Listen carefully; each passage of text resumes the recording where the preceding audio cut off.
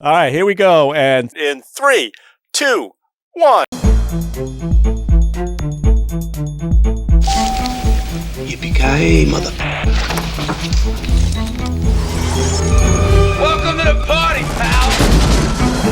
Hey, everybody. Welcome to Yippee-Ki-Yay Mother Podcast Classic. How's it going, everybody? I'm loving life. Hello. Perfectly well. John, I you're feel out there large in and LA. in charge. You're on the coast. I'm hanging out on the coast this week, doing some work. I'm going to be here till the 31st. So very exciting. Very That exciting is a time. fancy-looking hotel. What is that, a Days Inn? Where are you staying? This is not a Days Inn. This is the Embassy Suites. Wow, they could have. Wow. Did you pay for this or your client paid for that? I prefer not to talk about my clients on these shows, Ralph. So I'm going to leave that for the viewers. But what embassy?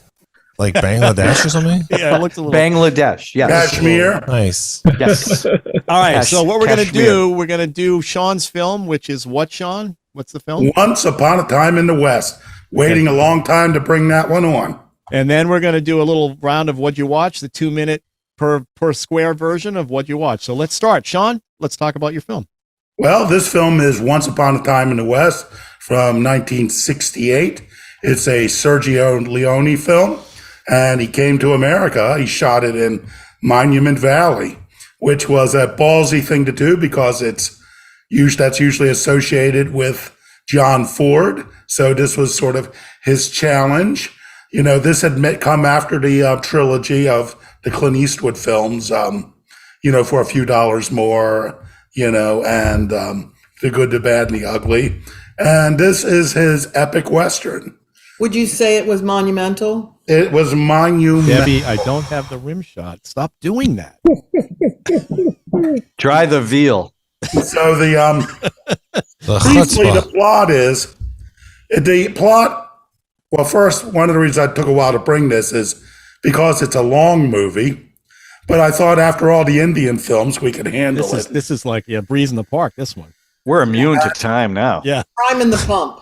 And because I was afraid to bring it after Debbie joined the podcast, because she freaking hates this movie. Give you Well, wait a minute. really? Wait. Let me tell what the movie Well, is. don't say stuff like so strong that I hated it. It's no Spitfire grill. It's no not Spitfire grill, Spitfire Grill. but it's the plot. It's sort of a mystery, why everybody's doing everything. But essentially, it involves a plot of land that a farmer owned, and his new bride is coming from New Orleans for a celebration to welcome her. And the family is gunned down, and then she's visited. The killer's supposed to be this guy Cheyenne, who is played by Jason Robards. He's been framed for the murders, but the real killer is a man who works for the railroads, played by Henry Fonda, in the most evil performance you will find in an American This is Western. like a rare. He had never been a villain before. And in a didn't he movie. even make his eyes? Didn't he wear contacts to make his eyes black? Yeah. So and then the final character of the piece. There's really 4 major players. Is Charles Bronson, who's known as Harmonica because he's always playing the harmonica, and he That was pretty he good, is Debbie. planning to he wants to meet up with Frank. He has some unpaid bills for Frank to pay, and basically he'll use anyone to get to Frank. So on one hand he's a benefactor to the widow, but on the other hand he'll have her walk out and be baked. And he'll do the same thing with to Jason Robards' character. So it's a long Western. Just the opening, which has 2 great stars, Jack Elam in it and Woody Strode. And you would think that they were, oh, good. Look, Jack Elam, Woody Strode, and they're in the title sequence, which goes on for quite a bit. If you get through the title sequence, the rest of the film is fine. But then, I don't mind a few spoilers since the film came out in 1968. Yeah. He kills both of them off. Who's he? Well, he kills 3 of them. Charles Bronson. Yeah. He kills 3 And of that them. scene goes on. That opening scene goes on for a long time. Yeah, Them I think just. it's There's It's even the a opening famous. credits. There's Yeah. a fly on somebody's eye or something. Jack Elam's Jack actually. Elam. So all and- the close-ups. I mean, everybody knows this film. They smeared honey on his face. Yeah. Well, So that and the everybody flies- knows about the cinematography in this film and the fact that they use widescreen. And Do you by the think way, that this that looks scene great would on have the been? phone. Do you think that scene would have moved faster if they were dancing? Yeah. That's what I mean. Imagine this film with a couple dances in there. I think that might help. I think every dollar was up on the screen. Seems likely. Eventually, through the course of this movie, the mysteries are revealed.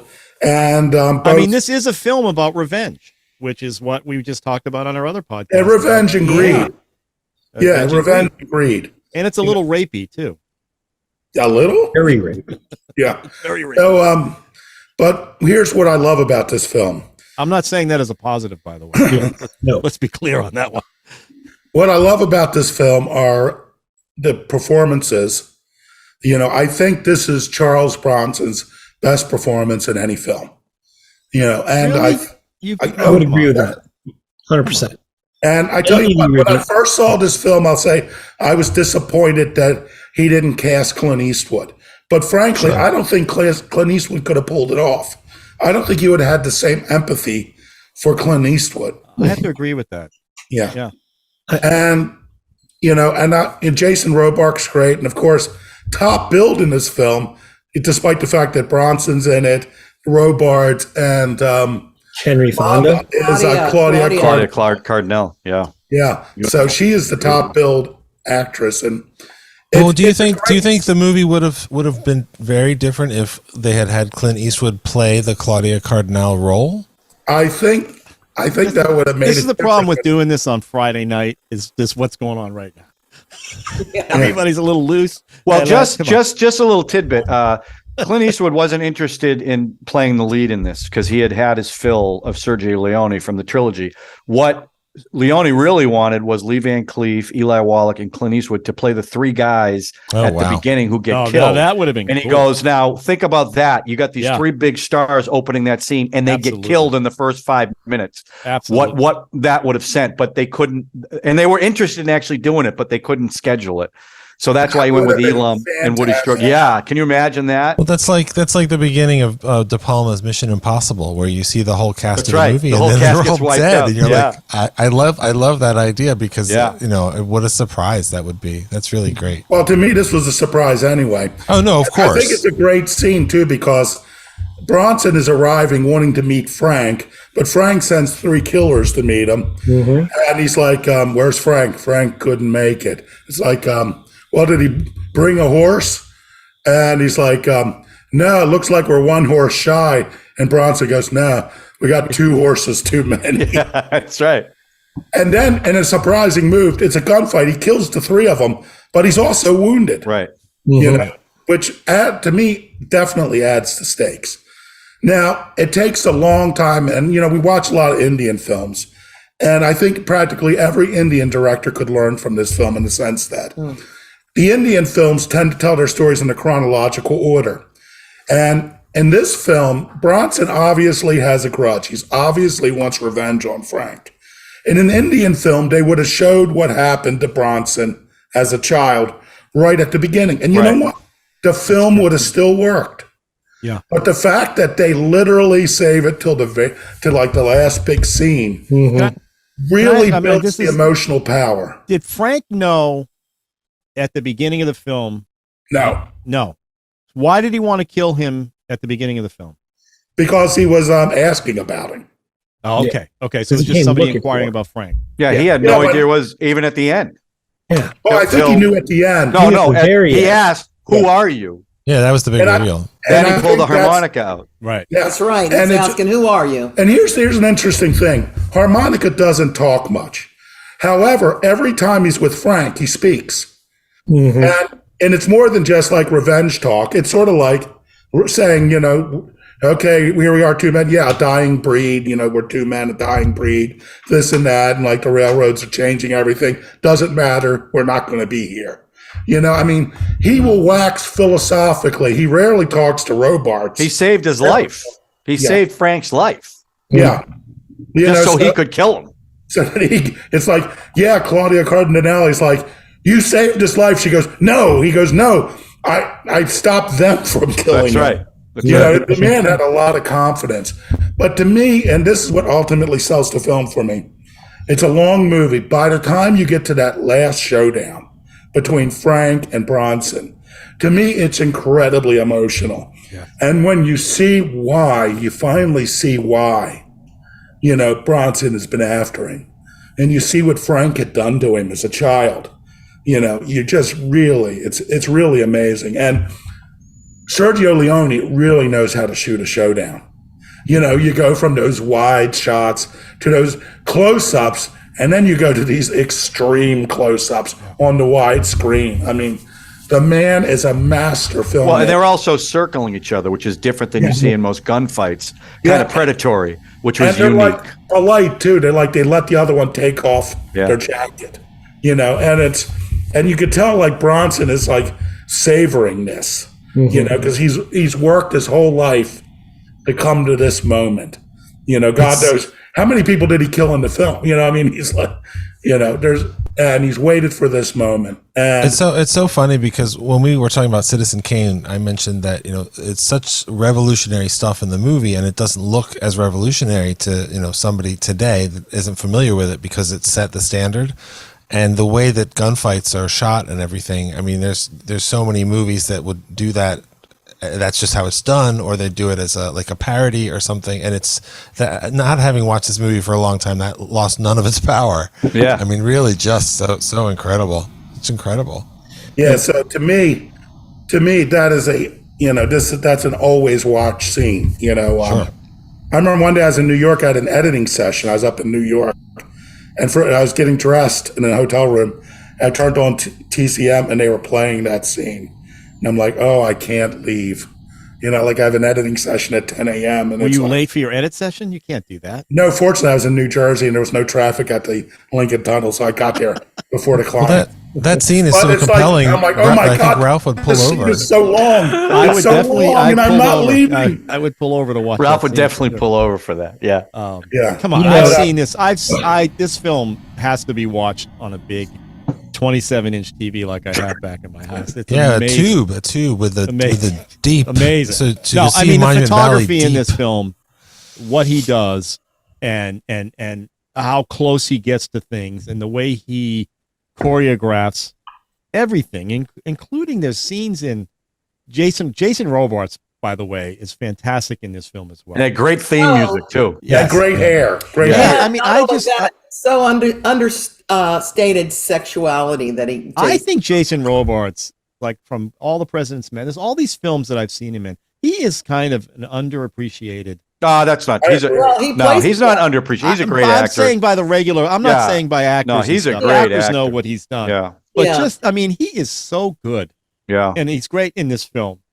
And he was my second favorite person in this film. It's obviously it's Charles Bronson. Charle Bronson.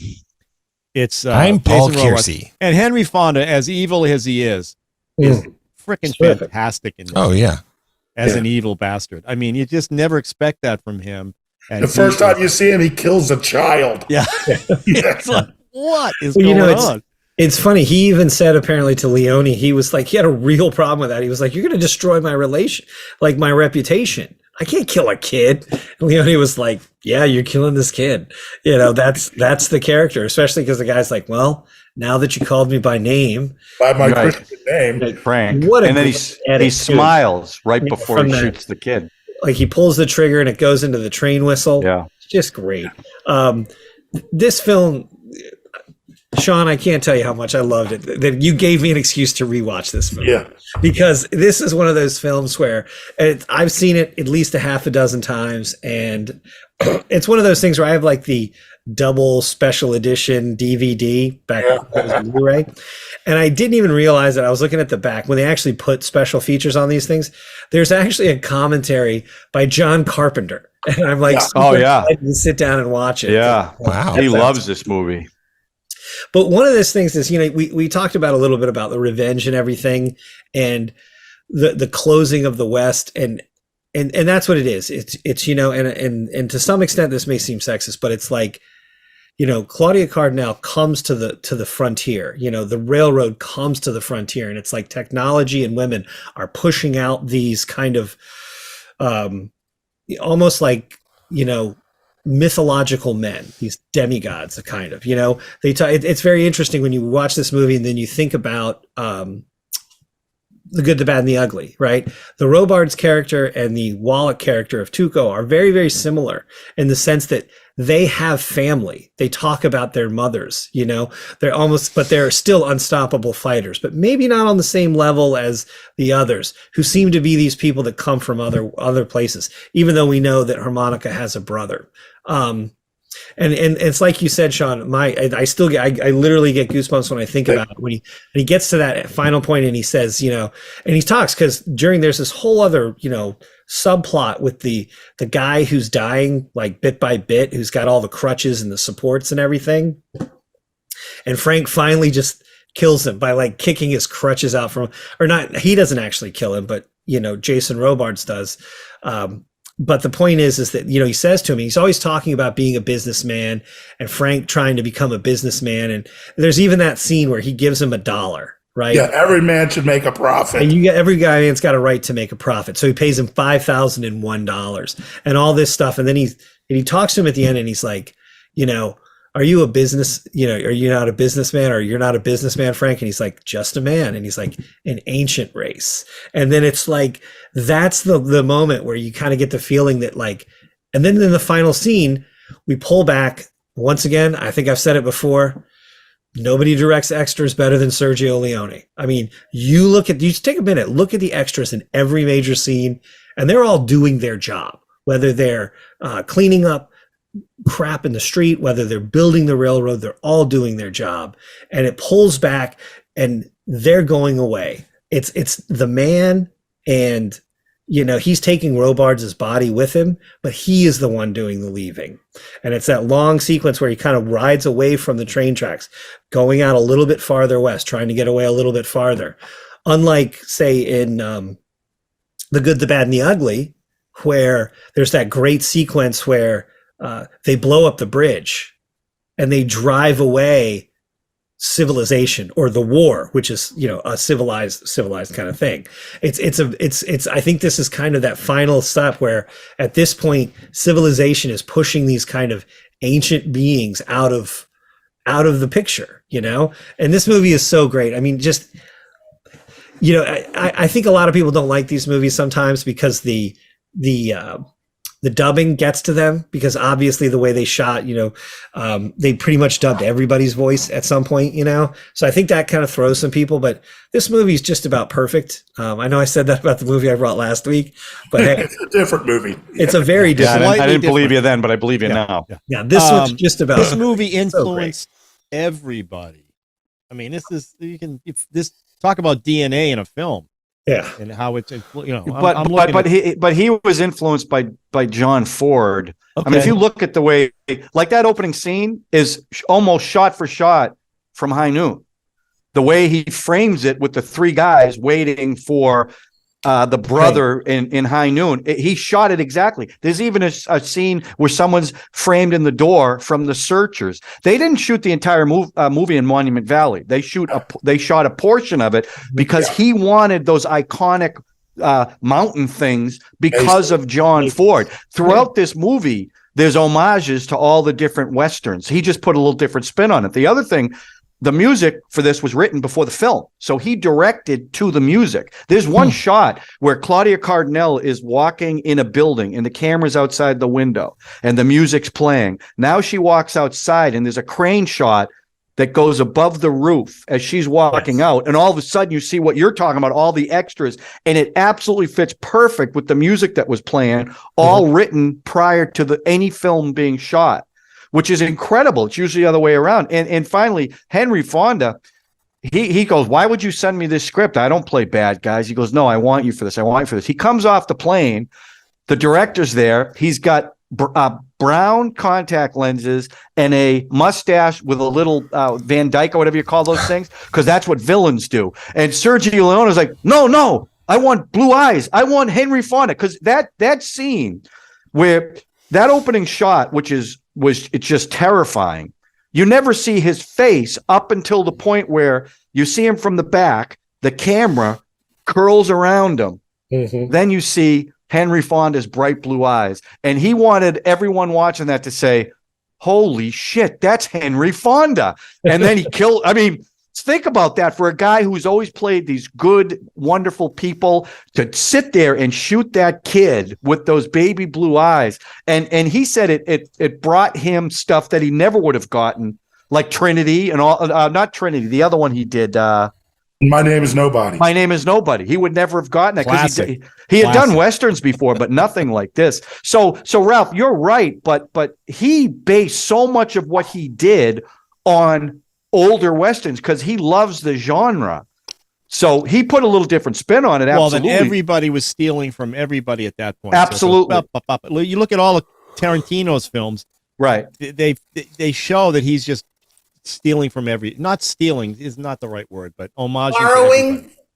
Homaging. You know, No, it's homage. Homage. It is. I mean, imitation is the highest form of flattery. Well, I think Yeah. that Sergio Leone draws less attention to it.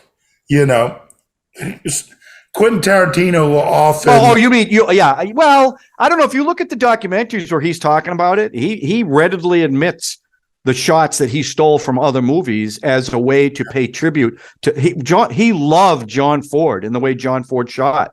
So, you know, I think he's not quite as narcissistic as Quentin Tarantino is. But, you know, that's why I love this movie. And now, you know, I don't agree that this is Charles Bronson's greatest performance because he barely says anything in the movie. I don't know, like Death Wish. The original not even Death Wish, but yeah, it is good. Yeah, It is- he's very I good. like him in But The Great Escape. The Great for me, Escape. Great I Escape. love him in The Great Escape. Oh, yeah. He was wonderful. Magnificent Seven. He's good, and he's hardly got Yeah, he was anything to great say. in Death Wish. So Death Wish- I don't know about I wouldn't call I loved him in this, and I think it would have been a different movie if Clint Eastwood did it. But I just like these movies. Their faces are baked. You know, they're tanned and baked and cracked. leather, And like always, old leather. yeah, leathery, always close up. And Claudia Cardinale was absolutely gorgeous in this movie, and he didn't want a woman to be predominantly featured in this movie. Bertolini, is that his name? Bertolucci was the one who said, "Look, you need to make her a focal point of this movie because he's machismo. He didn't want that." And I think it worked really well the way especially the way she played off of Robards. I thought their chemistry was great. Yeah. But yeah, I love this movie. It's one of my favorites, and it's always ranked in the top 10 Westerns of all time. The themes for each of the characters were so distinct. You know, it was so cool. She had a wonderful theme that even when she walked, it was like to the rhythm of the music. It was really just a great movie. And yeah, I love this. I didn't care how long it was. It was really wonderful. Drew. Well, I mean, one of the things that I like is seeing a movie that is genuinely shocking, even if it's not as shocking to us decades later. Like the idea that Henry, I try to think who would be the modern equivalent of Henry Fonda showing up in a movie and shooting a kid. Tom Hanks. Yeah, it's Tom Hanks. Or, Yeah. it's Listen, really Kevin striking. Costner. Kevin Costner played a serial killer in Yeah, that was very good, Mr. Brooks. Mr. Brooks, right? I mean, that's playing definitely against type for him. Now, Not as part of- shocking as Henry Fonda. Don't get me wrong. Well, I mean, part of how they were able to convince Henry Fonda to do it, because of course it was a big risk and stuff, is they said, you're going to shoot a kid, and you said that he was concerned about his reputation and everything. And then they settled on, you're going to shoot a kid, but it's a ginger kid. So nobody will really care if you kill a redheaded kid with the freckles and stuff. So he agreed that he would do that for the movie. Oh, that And makes I it think worse. That just makes it worse, Henry. it's also possible, Debbie, that I just made that up. But Sounds a little made up. I think it's really fun to revisit this movie because I mean I guess I've seen and like all 5 of these Leone westerns. You know, I mean I've seen A Fistful of Dollars. I love For a Few Dollars More, The Good, the Bad, and the Ugly. This one, and then whether you call it A Fistful of Dynamite or Duck You Sucker, with James Coburn. Yeah, I mean, you know, these are all. It's what's cool about them is they're just entertaining. Yeah, like it's incredible world class filmmaking and the drama and the cinematography. I remember when I sat down to watch this, I was like, oh my god, he made Monument Valley look like Spain. That's so incredible. But it's just really so satisfying to see people at the top of their game. And again, this was 68. And you're still sitting down and watching this movie, and it's clearly the top of their game, and that's just really neat. And I didn't love I didn't love Once Upon a Time in America very I had much. problems with that. Yeah, I had a lot of problems with that, even though it did introduce us to Jennifer Connelly. But it's really amazing that he would make movies like this, and then he would go on and say, well, I'm going to still do something different. I'm going to still do something that's essentially a risk and an experiment and stuff. And that's a real artist. It's like, watching what Francis Ford Coppola is going through right now with this horrific movie ballooning out of control. And it's all his money and all this crazy stuff and everything. But, I got to respect the guy who's taking a crack at it. And, there's a lot of risk in making this movie that's a classic. There's a lot of risk in letting 25-year-old Orson Welles make that movie. And it's really important to remember, to go back and look at it. And if you really think about it, you can feel the wonder of it, which I enjoyed revisiting the movie. It was By the way, Eli Wallach talked Henry Fonda into doing it. He goes, you want to make a movie with this guy. He loves actors. You're going to have the most fun you've ever had on a movie with Sergio Leone. So he took that to heart. Was the Trinity films after this one? Yes. Yeah. Right, Debbie, why did you hate this film? Oh, this film, there's a whole history of this film with Sean and I. Oh. So when we first got together, he tried to get me to watch this movie. He tried to get you to do what? He tried to shoot her with through a boot. It was really crazy. Yeah, that really. But this is a guy's film. It wasn't a gun. This pretty much is what I call a typical guy's film. That's fair. I think that's fair.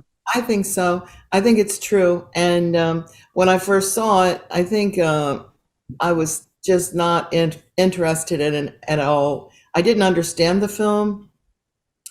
But this time, because we were assigned this film, and when we were assigned a film, I like that. We were assigned this film. And we you gotta do your homework. We have to watch it. But he was trying. I mean, I watched it like 2 other times, but I never got it. And the end scene you thought was like the most evil scene ever. Yeah, it was really bothersome to me. I don't know why Bronson was doing. Oh yeah. The hanging. What happened? Killing of the ginger. That. And even this viewing, she was like, "Oh, we got to stop." I'm like, "This is the only child killed in the movie." She goes, "Yeah, but I can't unsee that." So we're sitting there watching it, but he explained it like in a form of like, this is a mystery. And see this, and then what you, Chris, said about, time in those days, it was very dirty. This was so realistic. I mean, you could almost feel the grit on the people, and it was just, I got it. And I love this film now, and I appreciate it. And thank you, Sean, for bringing it. Oh, wow. I like the Claudia Cardinale role too. Oh, I loved her. She was great. Our granddaughter's named Claudia. Oh, It's just, that name, just her role was just so good. She played such a good, strong woman, not biased by, in those days, those women had to be, if we're going out west, you had to be tough, you couldn't. I actually don't know how anybody survived out there at that time. Yeah. Yeah, like you go out somewhere, if you're new, you're like, you're the only ones there, or maybe some other people 4 miles away. Just think about I don't know how anybody did anything. But that's exciting. You're looking for gold. You're looking for, I was born for the time I live in now. Well, I mean, they're in their houses sweeping the floor and trying to get rid of all that dirt. And then they realize it's a dirt floor. I mean, I think you have to, that's a legitimate thing to ask. I think you have to think about where they were coming from. Yeah. Yeah. And the possibility was so intoxicating when everything was so open and new, even though there was a much larger possibility that it would just be it would suck and you would die and not get the fortune and stuff. But if you stayed in some of these places that they were coming from, there was no chance your life would improve. Yeah. So, that, and then people fell in love with that myth of the independence and the cowboys and all that stuff. And that's all, at this point, straight out of the movies, and it's just it's a great legend to look at. Here's what I've been getting. This movie's out of a big all part these, of that. Like this film, all the Indian films and the stuff that we have been watching lately. It's like we cherish our life, human life. It's like we just want to live forever, right? But back in those days, everybody expected they're going to drop dead at any moment. Like Well, because they did. Their lifespan was much shorter. Disease, dysentery, whatever it was. Most children died, not most of them. Right? And it's like, and not just the gingers. That's right. Right. And it's just, I'm fascinated by that attitude that at any second you're going to be gone anyway. And all these themes about it doesn't matter. You're going to be gone. Whether you design you build a railroad, you're going to be dead. Nobody's going to care about that. Well, that was his legacy, wasn't it? He wanted that before he died. Right. Wait, are we talking about Hamlet again? That's what I'm saying. It's all the themes are all there. I think and everything. it's all about Shakespeare. But what I love about this title of this movie is Once Upon a Time. And it's so endearing because my dad, God rest him, he's been gone a while. How many years? 8 years? 8 years. He's been gone 8 years. And I just remember him starting off with a story, and he would, his first thing was Once Upon a Time. And when he would say Your dad came up with that? Sean, stop. Wow. No, Stop it. What she's saying is fathers lie to their kids all the time because there are people. Oh my God! Could you be any more cynical than who that, thought Ralph? that their dad was a cowboy or their dad invented the You have an iPhone, Oedipus whatever. complex. And then there was Once Upon a Time in Hollywood. And I love all those Once Upon. It just sets the stage. We'll watch Once Upon a Time in America. You will not love that one. I just love the whole storytelling of this film, the way the West was won. It was just... Well, again, Tarantino, Once Upon a Time in Hollywood, by saying Once Upon a Time, you're creating a fairy tale. It's like it's a fairy tale. Well, he also did the same thing like in Inglourious Bastards. It actually opens up with the line "Once upon a time" and not the occupied France. That's chapter one of the film, which is funny too because. And correct me if I'm wrong here. Is this the first time that particular phrase was used with a movie? Because we've had Once Upon a Time in Mexico, Once Upon a Time in America, Once Upon a Time in Hollywood. They all riffed on that thing. That's what I mean. There's a lot, and it all came from this. And I think you're right. I think you're right. I think this is the first time that anyone really used that in a title of a movie. Once Upon a Time in the West. And I think it's perfect because, like you said, and I'm sure Leone was tapping into that idea that even though the gunfighters and the characters in this film are less godlike than they are in Good, the Bad, and the Ugly. Do you know what I mean? No, explain that. Well, what I mean is in The Good, the Bad, and the Ugly, Blondie and what do you call it? The Lee Van Cleef character. I can't remember his name right now. They are basically unstoppable elemental forces, right? Tuco is kind of, I would almost put him in that character, not to get all Greek mythology here, but he's like a demigod. He's one of those, he's like Perseus or somebody like that, whose mom had sex with a god. And so he's still a person, but he's elevated, right? Like Tuco uses his brains and sneakiness to get out of a lot of things, but he's still an amazing fighter. He's still an amazing gunman, right? But you don't get the feeling that he's quite on the level of the other two. And that's why in that final three-way shootout, it's so great that he unloads his gun, that Blondie unloads his gun. But that's the idea that those guys are almost like elemental forces. And in this movie, Sean wisely put, Harmonica gets shot in that first sequence. And I mean, it knocks him out essentially. And I mean, he wakes up, he pins up his arm, but he gets over it pretty quickly. Same thing with Frank. Frank is an unstoppable fighter, but they don't quite have the same level of just godlike ability that those characters have in. Never think Clint Eastwood's going to die. Yeah, I don't think. Yeah, you never do. And even beyond the time that Tuco gets the upper hand on him and marches him through the desert and he almost dies, but even then he still makes it, and he still has the wherewithal to. Keep his, what's the word I want to use here, to, not give up the goods about the cemetery and things like that to Tuco, Anyway, not to talk too much about that film. Well, there's also a theory floating around because if Harmonica's jacket has a bullet hole in the back, center back.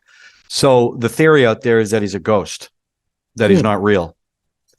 And High I Plains. read that. Yeah, I read that on a couple of different That's things. like And Tom Cruise in Maverick. Same thing, same theory. He's dead. that's crazy. That's crazy. I don't think so. Yeah, he doesn't have a bullet. He doesn't have a bullet hole in his ejecting out of jacket. that plane at 10. Ralph, Tom Cruise is amazing. Talk about Ma. Don't talk about Tom Cruise, okay? All right, that's What? interesting. He's All a right, gift to cinema. We got to move I don't on. know Let's about rate it. this one. It's a classic, so I don't know how we're not going to rate this well. But what's the rating, Sean, Debbie, Yippee-Ki-Yay. everybody else? Double Duh. Yippee-Ki-Yay. All Yippee-Ki-Yay? Fantastic. John? Well, Here we since go. you used my name, Yeah. Yippee-Ki-Yay. Okay, don't point that at There me. you go. Ancient. All right, I just want to mention Loved it. Sam Raimi's Quick and the Dead. Oh yeah, That's that a fun Oh, one. yeah. stole the scene right from this. It was a total homage to this film. Oh, yeah. Sharon Stone was great in this one. Russell Crowe. It was. I will say actually love that one film. of the most imaginative gunfights I've ever Oh, yeah. seen in a film. Yeah. Very The little hole imaginative. goes- They shot those. Jane Yeah. Hackman, and they show it. Yeah. Right. You see Can the I light ask coming Drew through it? one question? Drew, you brought up Once Upon a Time in America. Yeah. What thing that stops me dead in that film is that rape scene that seems utterly unmotivated, graphic. Would you like the film better? Would that change your impression of the entire film? Because I know you were questioning. No, I mean, I just don't think it holds together as well in general, and it ends up feeling like you're trying to do The Godfather, which is not a bad thing to try to do, but you're not as good. Plus, at the end, I'm like, did James Woods throw himself in a garbage truck? What the fuck is going on? Like, it's bizarre, and so I found it unsatisfying. The fact that it has that scene in it it would be a disturbing scene if it felt like it belonged in the movie, but it really kind of comes as like, wait, what am I supposed to think about this movie and these people at this point? And I find that's, I mean, the worst thing about that, as far as the experience of watching the movie, is it takes you out of the movie because you're going, why is this in here? This is like It unnecessary. seems so unmotivated. Yeah, it doesn't. I tell you, make sense. every couple years I watch that movie again, hoping, well, maybe I missed something, but no, I just. That's the I know Sergio you Leone. also do the same thing with I Spit on Your Grave, and it's hard to know, if your opinion will change about it. But it's nice that you keep giving it a chance. Okay, don't bring Once Upon a Time in America. We already got you. All right, let's do a round of what you watch. We call this the lightning round. Let's start with Chris. Wait, can we say one thing first? Okay. Gina Lollobrigida died. Oh, She was Yeah. 95 Trapeze. years old. trapeze, Amazing. That's one of the great cinema beauties that's gone. And then smoke for show. people from Baltimore and fans of The Wire, Al Brown died, age 83. He was in the second season mostly of The Wire. Stan Valchek, the police commander with the most Baltimore accent in a show full of local actors with Baltimore accents. So, good night, Stan Valchek. That was And a Crosby. show of memorable roles. Really, Yeah, David amazing. Crosby. David Crosby just died as well. That's right. And I want to bring up another piece of good news, which I think is very encouraging, is that they finally brought charges in the Rust shooting, where Alec Baldwin shot the cinematographer with the real bullet and killed Yeah, her. the whole thing is just awful. And here's my thing. A lot of people are like gleeful because they don't like Alec Baldwin. But to me, the issue is safety of the crews. I don't care. Alec Baldwin didn't do himself any favors when he said he didn't feel guilty about it. And that If I interview, was a any total- interview he did, just killed his chances of not getting charged. They were going to, after that stuff, I didn't pull the trigger. Yeah, and they his nobody lawyers buys are that. like, shut the That's F up. Shut up. You couldn't shut up. you had to pull the trigger. But here's the thing, thank God, ever since that poor woman, Sarah Jones, was killed on that bridge in Georgia, crews are not taking this. And to me, everything Baldwin says is true. The armorer who's also being charged, for this, she's charged. She should not allow the live wet round on the course. set, let alone Right. in the Right. and that assistant director is handed the gun from the armorer. And the assistant director is supposed to check. He Right. did. Now, he's not being charged. He took a plea. He's going to go to jail, but he's, witness against the other. And then the actor shoots the cinematographer and wounds the director. But the bigger issue was this was a troubled shoot concerning Right. Yes. Low budget troubleshoot that was a Alec Baldwin was troubleshoot. a producer on. Yeah, and he, as a producer, and he wasn't just one of these, I'm getting the title producer. This was like a project of his, Yeah. So he should. this is the same. It's the responsible same just issue. because he's a producer. It's the same issue as a woman that got killed on the train bridge, right? Yeah. It's like a plane crash. A plane crash isn't one thing. It's about 20 things that happen that just lead to the final outcome. But somebody has to pay for what happened. But in fairness to the industry, when you think about how many films are made with guns, and you think about the number of times this has happened to John Eric Hexum, he took a blank gun, put it to his head. Yeah. It happened to Brandon Lee Right. with a blank gun, not a live round. But in the history of cinema, this is a very rare occurrence, which is a good thing. That's not to say this wasn't horrible and something should be done, but we have to be truthful about it too. Most films take gun safety extremely serious. That's why this one's worse. Yeah, that's right. And that's why they should all, and he's already paid a huge settlement to the family, which isn't going to help him in his criminal case. Yeah. So, look, I don't think you should go to jail forever because even someone as like him, Left wing? You mean left wing? No. Even someone like him. That's what you mean. You mean left wing. No, Ralph. You ever hear him talk to his daughter? What he said to his daughter? An a-hole. It's got nothing to do with left wing. What I'm saying that's is why he was great in Miami Blues. He killed somebody, and he has to live with that for the rest of his life. Right. No matter what he says, he's got to live with that. Yeah, and like Hader's uncle. Exactly. So even someone like him can't just dismiss that. It's there forever.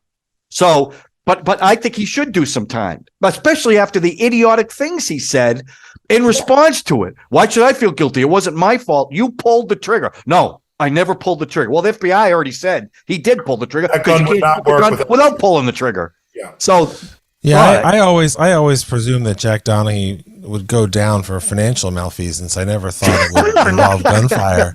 But I think what Sean's saying is important because it's not just gun safety; it's a broader culture of safety that Absolutely. I still remember. I think it was this guy. It was a grip who worked another 19-hour day on Titanic, and he fell asleep driving back to the hotel, and he died. And that's because they pushed too much. The question culture is of the the power movie. dynamics on a set, like power dynamics anywhere.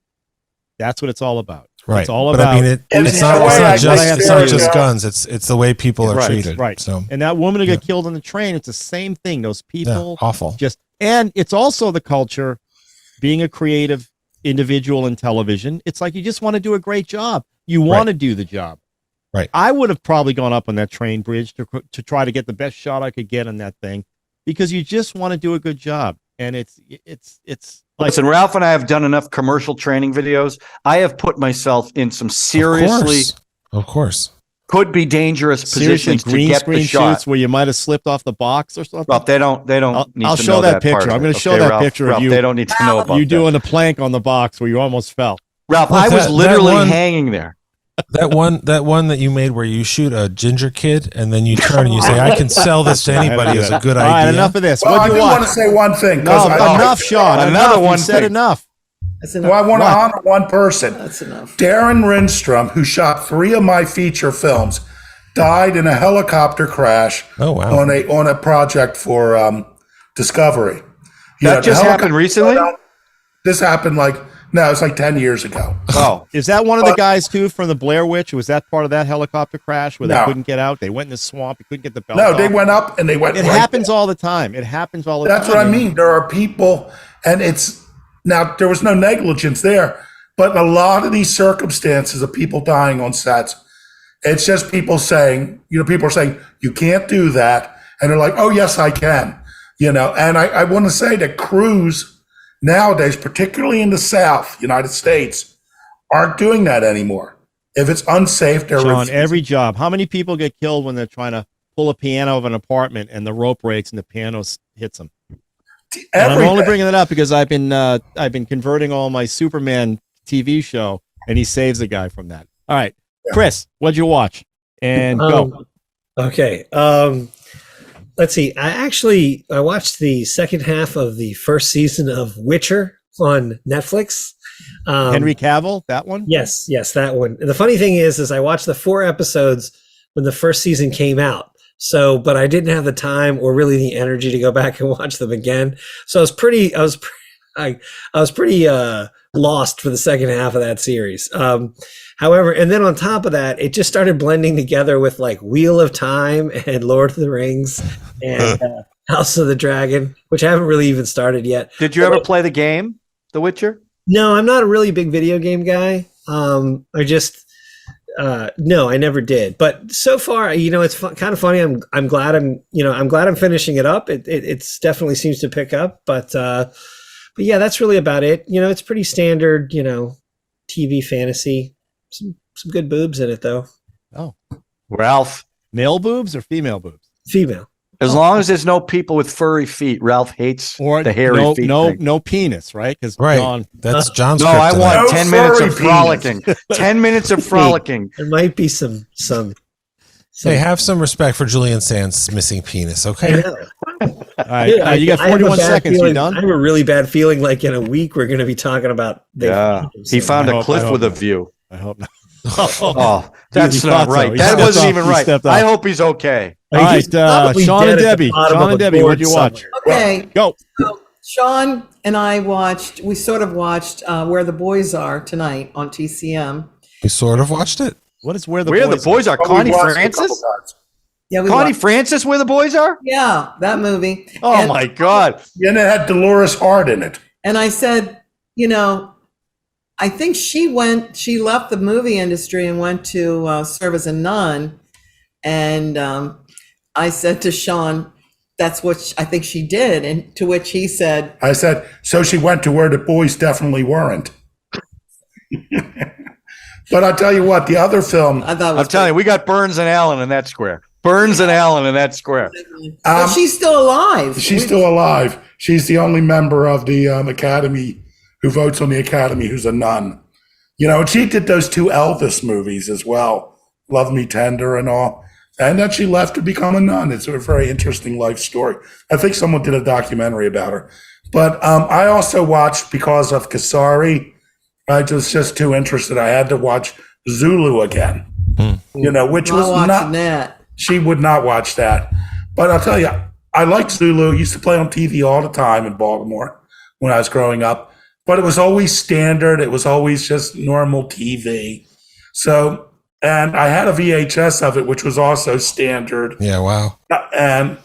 But I've watched it on an HD, and it was like seeing the movie for the first time with all those African backgrounds and everything.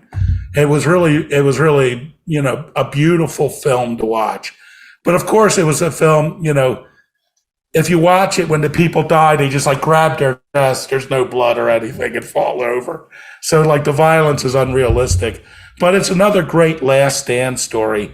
And I actually thought Kasari was going to end the same way, where the Afghans were going to see these courageous Sikhs, and they were going to walk and say, okay, we're going to respect you. And they sort of did respect the last guy. Yeah, they did. They respected didn't his walk hat, away. but that's it.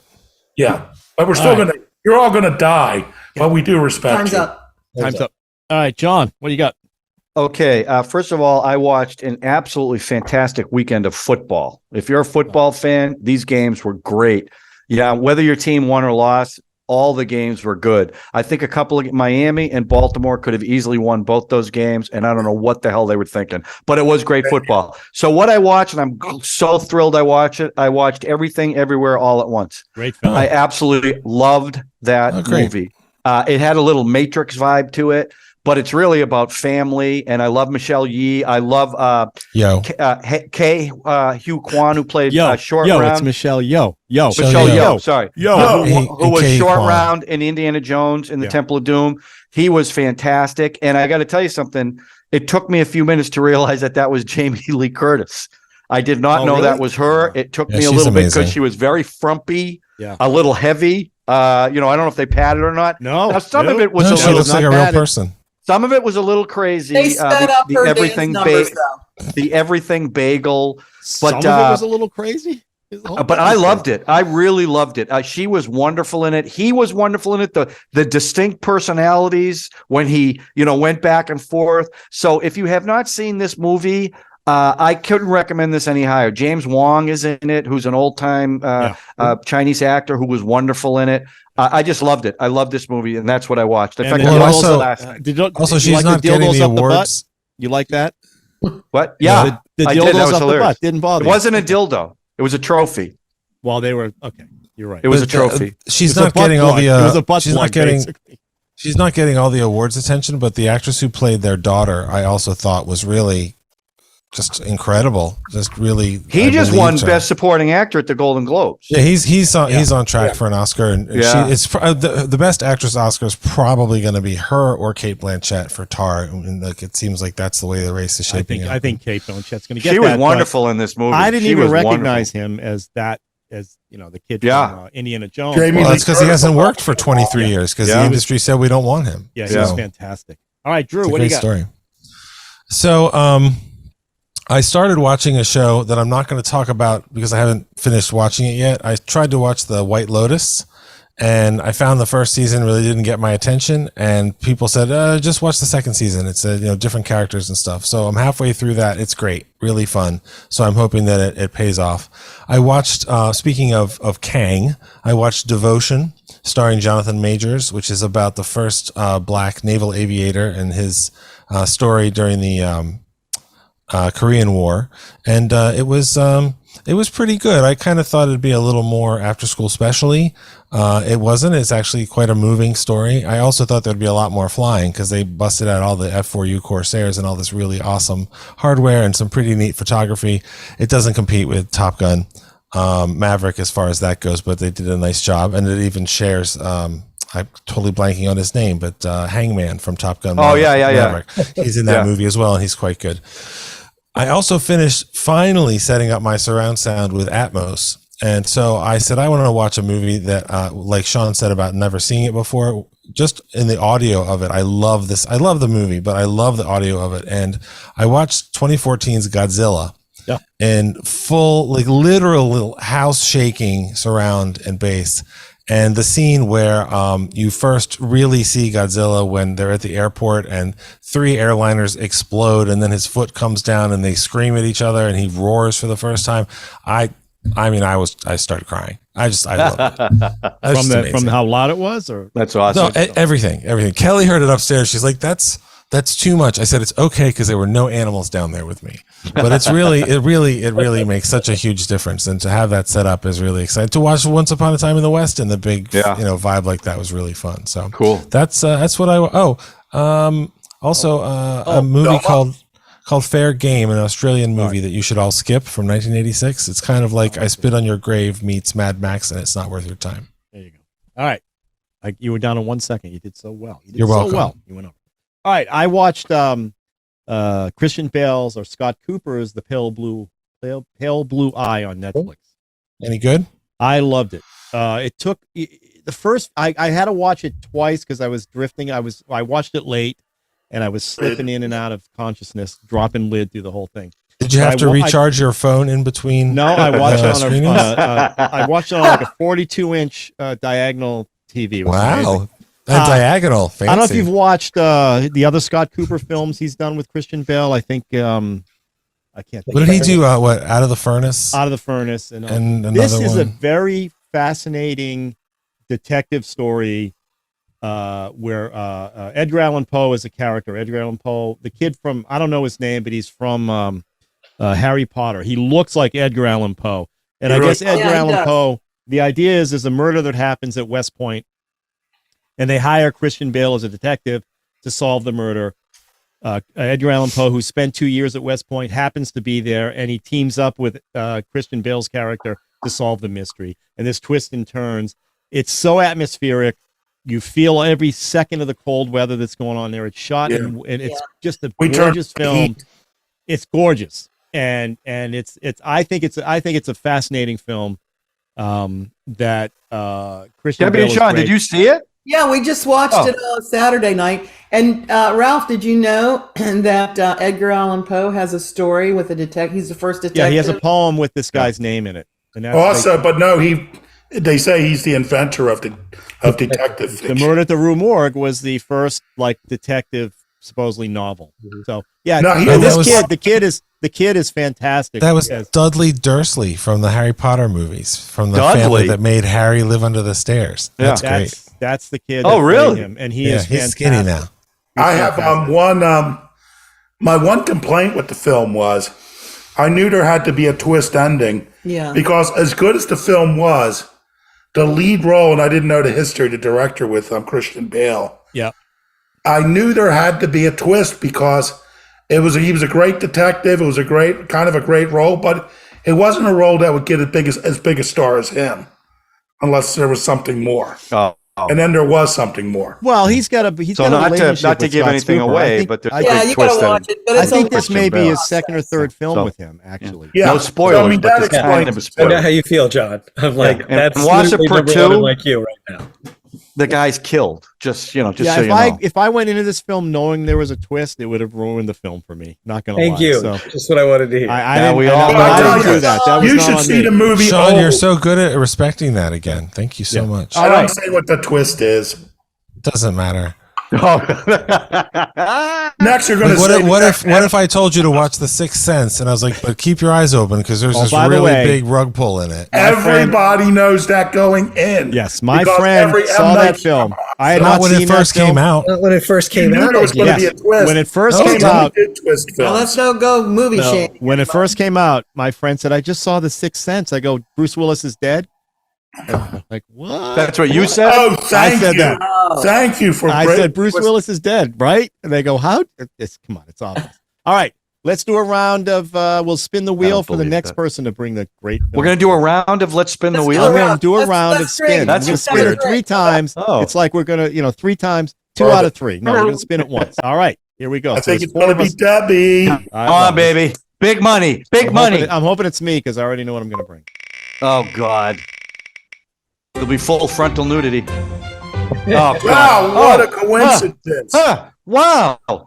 I can't believe that. You said, I know what movie to pick, and you came Yeah, up you with know the what's wheel. weird about that? That's Ripley's. Shocking. Now That I is forget. Oh, Ripley's. I know what it is. Okay, here's what I want you guys to do. It's going to cost you about $4. And I know it's a new film, and I apologize. Sounds great But already. I have Oh, not. a new film. Yes, I know. Chris. But nobody Oh, Does that it I have know. a twist? A new film. Does it have a Nobody twist? I know has seen this film, and I want to talk about it. This okay? is bullshit. It's called The Triangle of Sadness. Oh, sure. I'd The like to see that. triangle of what? Triangle of Sadness. It's Ruben Ostlund's new movie. That It's should the be same really guy who good. directed Force Majeure about the Mhm. avalanche that didn't happen, and the husband ran away. Great This movie. movie is fascinating, and nobody has seen it. And I think it's going to get some Oscar love. Actually, I think so, yeah. being talked about, and I want you guys to watch this, and I want to talk about it. I think Chris, you're going to love this. Drew, I know, is going to love it.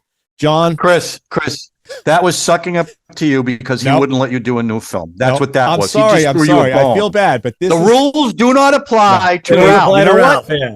Now He that- produces the film.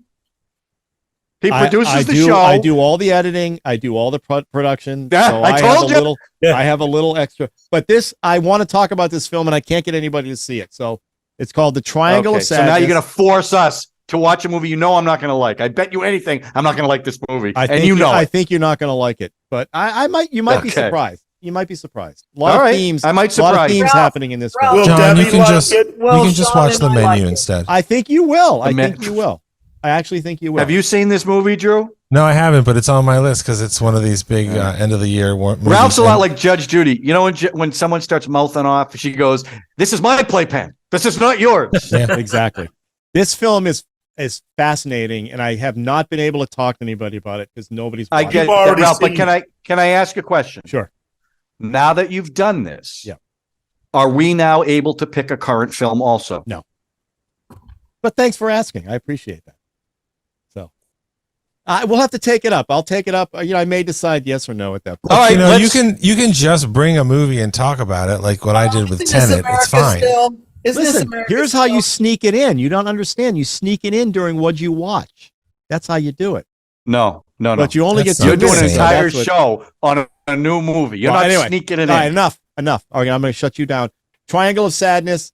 Rent it. It's probably about $4. I'm sorry, you're gonna have to rent it, but You Take know a how look, much let I me- like. I to can't wait. spend I cannot wait. This is one I can't wait to talk about because I've been dying Chris, to talk about. Chris, this I'm film. sad for you. I'm sad for you because of what happened. It's okay, It's not John. I'm right. sad for you. I just watched the opening part of the trailer, and it's basically a bunch of naked male models. Not all the way naked, just And Woody Harrelson. There's no male penis. in And this. boy, is he male Woody. penis. There's no what kind of visible penis male is in penis there then? in this. Oh, Wait a minute. Did you just watch I that on can- your phone? yeah. Oh, you bastard. Okay. All It's right, everybody. Have a good trailer, week. relax. By the way, I the don't know. triangle I of don't know. sadness is this point right here between. This is what the triangle of sadness is. Right here in your brow. I'd be sad if you didn't subscribe or hit the notification button or Yeah, you smash a have to. like. That would be my triangle of sadness. Okay. Those three things. Well, enjoy the movie. I can't wait to talk See the about way it. I worked that in, Ralph? That was I worked beautiful. that in, That was baby. beautiful. Boom. All right. Boom. Have It's a that good West week. Coast vibe. Have a good week. We'll see you guys next week. Enjoy the film. Bye, guys. Good. Have a good one, everybody. Bye. I cannot wait for this one.